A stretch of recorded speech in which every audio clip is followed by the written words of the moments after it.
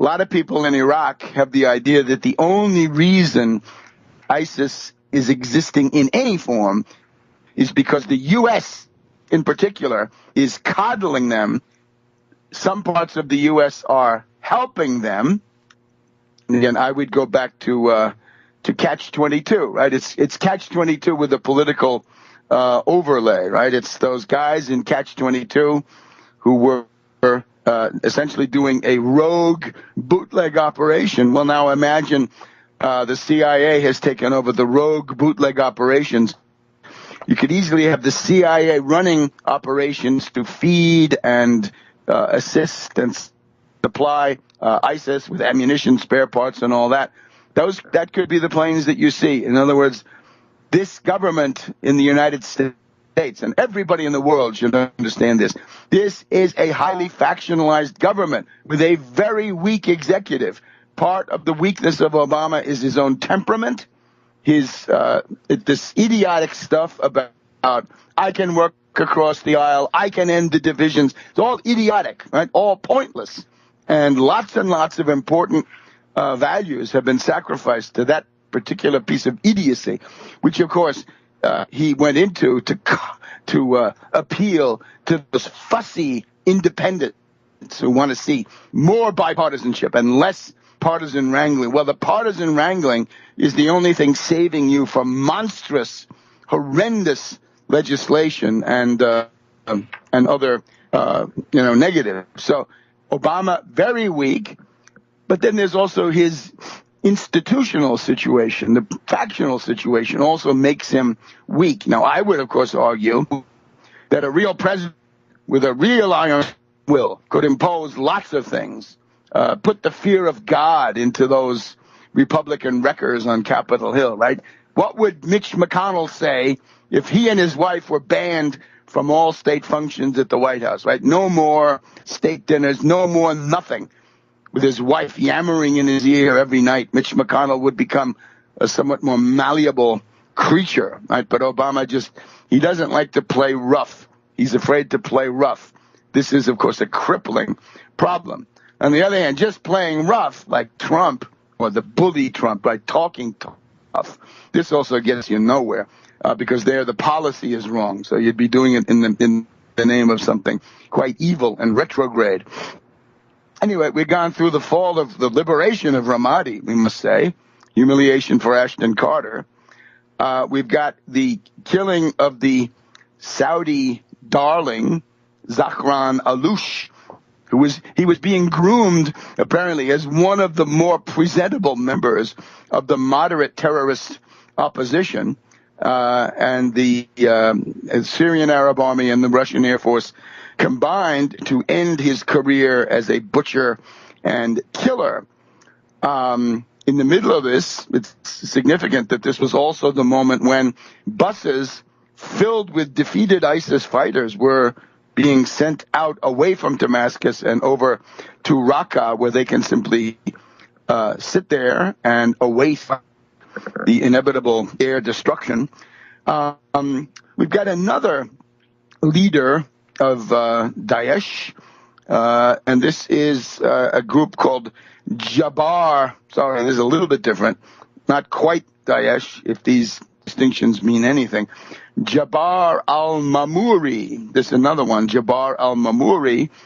And the guy involved is Hasht al-Shabi, and he was also killed. He's another moderate terrorist leader who was then overtaken by combat operations. But in his papers, his person, computer, cell phone, whatever he had, we find indications of multiple contacts with the MIT. Now, you're going to be surprised how many of the terrorist leaders, the moderate terrorist leaders and the ISIS leaders also, how many of them went to MIT, except MIT in this case is the Turkish intelligence. The Turkish intelligence, MIT, has all of these guys working for them. So, as if we needed it, we've got more and more confirmation every week that ISIS and Turkish intelligence are virtually inseparable, that Erdogan is indeed the caliph. The real caliph is Erdogan. He's the operational boss of ISIS, and anything about, he hasn't been energetic enough in cracking down. My God, he's not cracking down. He's the head of it. He's the head of the crime syndicate. He's Al Capone, in effect. Now, all of this comes in the certainly improved context of the December 18th UN Security Council resolution, which lays out a roadmap for a political solution. But it's, of course, safe to say that the main issues will not be settled by speeches and majority votes in the United Nations, but by blood and iron, blood and steel, maybe today, and that will be on the battlefield. So here we have two important moderate terrorist leaders. And remember, the whole fiction that there's an indigenous, autochthonous rebellion against Assad by pro-democracy forces who have been radicalized and so forth. There's a big fiction. And the fiction depends on having people like this around, right? This guy, Alush and Mamouri. Sorry, Shabi. Mamouri is the group that he belongs in. Call him Shabi. You'll get the idea. So Alush and Shabi are no longer on the scene. And the existence of those guys was supposed to document moderate terrorists. But, of course, there are no moderate terrorists. A moderate is going to be in the Syrian parliament because they had a chance to run for the parliament, and some of them won, and they have their own faction and whatever. Now, don't take my word for it on all this stuff. We've got a speech by the pseudo-caliph, that is to say, Baghdadi, right? The former U.S. prisoner of war, the guy who met with John McCain a year and a half ago. That's Baghdadi, and he has now apparently issued a major policy statement, and we have here a Middle Eastern commentary on this. Some think Abu Bakr al-Baghdadi's latest speech, in other words, the caliph speaking in the first person, this is a sign that Daesh is facing hard times. Well, are they ever? Amid various defeats and intense bombing by Russia and the U.S. coalition, Daesh has released a 23-minute-long speech. It's Baghdadi's New Year's address, I guess, in some sense. So he makes a series of threats, but the principal idea is a cri de coeur. This is a heartfelt call by Baghdadi that he needs help. I think Baghdadi has looked down at his Rolex watch, authentic or knockoff as the case may be, but Baghdadi's looking at that watch, and he can see that the hands on his Rolex say 5 minutes to 12. It's 5 minutes to midnight for him. He is about to be rolled up and mopped up. Let's sample his speech as it has been made available. And you get the idea that, again, there is no joy in Mudville, right? There is no joy in Raqqa. The idea being you're going through the valley of despair, but tough it out, he says, right? Durchhalten is the word from the Caliph Baghdadi. Here he goes. He says, "We praise Allah for commanding us with fighting and promising us one of two good ends, for He has not made us responsible for victory." Allah says, "He who fights in the cause of Allah and is killed or achieves victory, we will bestow upon him a great reward. So it is only upon us to fight and be patient. Upon Allah is the victory. For this reason, we should not let the mobilization of the nations of Kufar, right? In other words, don't let the mobilization of the infidel nations alarm us, frighten us, or break our resolve, for we will be the victors in any case. So you're going through all of these problems. It's a time of hardship, but this is all part of the plan. So this is a pretty desperate statement. So if we persist in the face of the world and fight all its armies with all their capabilities and then triumph, it will be no surprise. Rather, affliction is an inevitable decree. And then it has a whole part about, did you think you were going to get into paradise on the cheap? But of course, suffering is part of the equation. Do not be amazed at the gathering of the nations and religions of disbelief, the Kufar, against the Islamic State, for this is the condition of the victorious in every era. This gathering will continue, and the trials and tribulations will intensify until the two camps are completed. So you get the idea. It is but the war of the nation disbelief altogether against the Ummah, the Commonwealth of Islam, and it has not occurred before in the history of our Ummah that the entire world gathered against it in one battle as is occurring today. So the idea is he puts out a call to Muslims everywhere. Prepare yourself while being confident of Allah's victory. Prepare yourself and do not weaken and do not grieve. They will not fight you all except within fortified cities or behind walls. Their violence among themselves is severe. You think they are together, but their hearts are diverse. And he points out to the various religious components of this. So the New York Times, ISIS facing losses, releases recording said to be of the leader.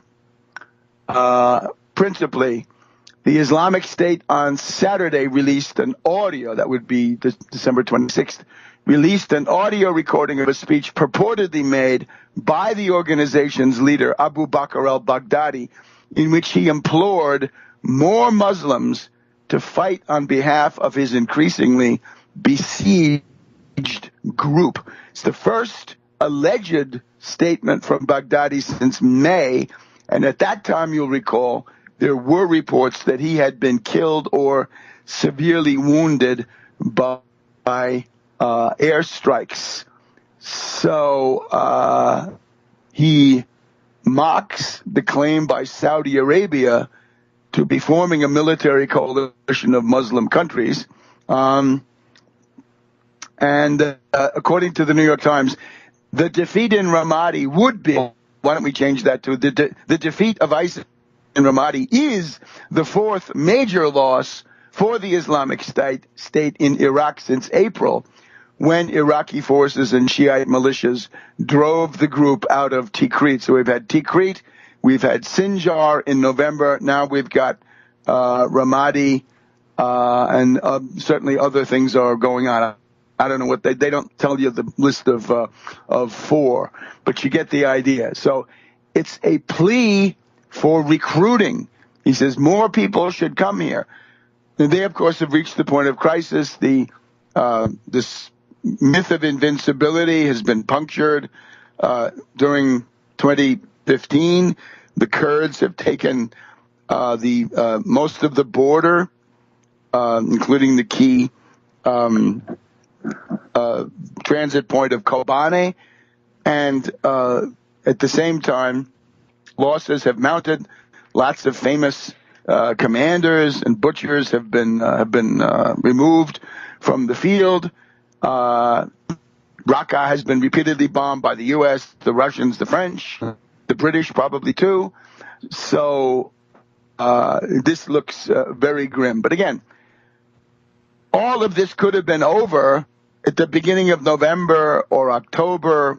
As soon as Kobane had fallen, and as soon as the Kurds had extended their control of the border area right up to the east bank of the Euphrates, that was the moment when that corridor had to be interdicted. Now, of course, on the U.S. side, what you see is people like Allen and Petraeus and so forth who want to keep ISIS intact because they want to use that as their CIA secret army, send it against Iran, send it against Russia, send it against Central Asia, against China, ultimately. ISIS is being exposed as a paper tiger. They are immensely vulnerable. They can be destroyed. They should be destroyed. They must be destroyed. And you don't need to wait for a conference to somehow validate that. All you need to do is close the Jarablus corridor. And that, of course, will cause the most colossal freakout by the Erdogan clique in Ankara, with Davutoglu theorizing, right, an intolerable affront to the new Turkish Sultan and Caliph Erdogan, who is really the guy who tells Baghdadi, what time it is on his Rolex. But now we got to maybe look at a bit of background on this stuff, right? We're getting to the point in the Obama administration where he's got about a year left. So he is in advanced lame duck status unless he wants to be something else. And we would urge him to try hard to be something else. Certainly do something better in 2016 than you've done in 2015. It's the last year. And the legacy ought to be wiping out ISIS. Right, Obama, you want to have some kind of a legacy? Your legacy is that you have to finish off ISIS during the primary season and then have an election based on economics and these questions of recovery from the long-lasting 2008 depression. I can work across the aisle. I can end the divisions. It's all idiotic, right? All pointless. And lots of important values have been sacrificed to that particular piece of idiocy, which, of course, he went into to appeal to those fussy independents who want to see more bipartisanship and less partisan wrangling. Well, the partisan wrangling is the only thing saving you from monstrous, horrendous legislation and other, next year, every night, Mitch McConnell would become a somewhat more malleable creature, right? But Obama he doesn't like to play rough. He's afraid to play rough. This is, of course, a crippling problem. On the other hand, just playing rough like Trump, or the bully Trump, right, talking tough, this also gets you nowhere because there the policy is wrong. So you'd be doing it in the name of something quite evil and retrograde. Anyway, we've gone through the fall of the liberation of Ramadi, we must say. He has taken over the rogue bootleg operations. You could easily have the CIA running operations to feed and assist and supply ISIS with ammunition, spare parts, and all that. That could be the planes that you see. In other words, this government in the United States, and everybody in the world should understand this, this is a highly factionalized government with a very weak executive. Part of the weakness of Obama is his own temperament, this idiotic stuff about a lot of people in Iraq have the idea that the only reason ISIS is existing in any form is because the U.S., in particular, is coddling them. Some parts of the U.S. are helping them. And again, I would go back to Catch-22, right? It's Catch-22 with a political overlay, right? It's those guys in Catch-22 who were essentially doing a rogue bootleg operation. Well, now imagine the CIA negative. So Obama, very weak, but then there's also his institutional situation. The factional situation also makes him weak. Now, I would, of course, argue that a real president with a real iron will could impose lots of things, put the fear of God into those Republican wreckers on Capitol Hill, right? What would Mitch McConnell say if he and his wife were banned from all state functions at the White House, right? No more state dinners, no more nothing, with his wife yammering in